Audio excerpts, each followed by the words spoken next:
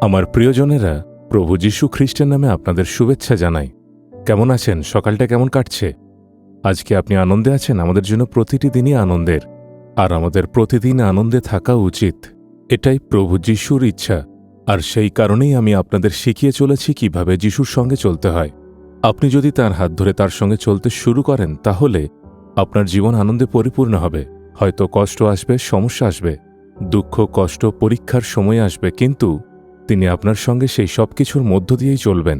কোনো কিছুই আপনার ক্ষতি করতে পারবে না। আর আপনাকে আপনার বিশ্বাসে দৃঢ় থাকতে হবে। যিশায় 52 অধ্যায় 12 পদে লেখা আছে, কেননা সদাপ্রভু তোমাদের অগ্রে অগ্রে যাইবেন।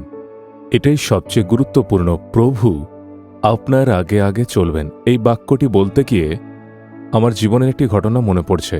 1974 সালে প্রভু আমাকে তাঁর সেবা কাজের জন্য আহ্বান করেছিলেন। আমি ভেবেছিলাম সবাই আমাকে সমর্থন করবে, যেহেতু আমি হিন্দু পরিবারের ছেলে, আমাকে আরও উৎসাহিত করবে।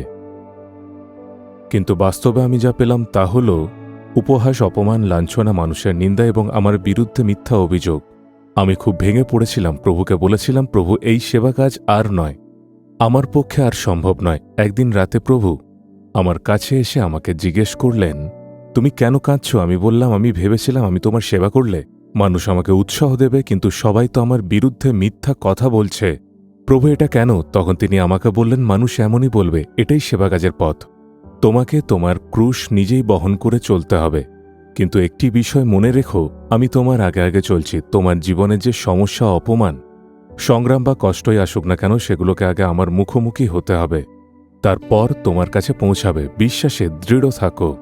আমি তোমাকে পথ দেখিয়ে নিয়ে যাব। সেদিনের সেই অভিজ্ঞতা আমার জীবনে এক অবিস্মরণীয় অভিজ্ঞতা হয়ে আছে। আজও যখন কোনো অপমান, নির্যাতন বা কষ্ট আমার জীবনে আসে, তখন আমি জানি সেটা আমার আগে পৌঁছানোর আগে যিশুর মধ্য দিয়ে আসতে হবে, কারণ তিনি আমার আগে আগে চলছেন। আজ প্রভু আপনাকেও একই কথা বলছেন, আমার সন্তান, আমি তোমার আগে চলছি। তাই তোমার জীবনে যে সংগ্রাম বা সমস্যায় আসুক না কেন, সেগুলোকে আগে আমার মধ্য দিয়ে আসতে হবে। ভয় পেও না, আমি তোমার আগে আগে আছি। আজও তিনি আপনার সব বাধা দূর করবেন, কারণ তিনি আপনার অগ্রে।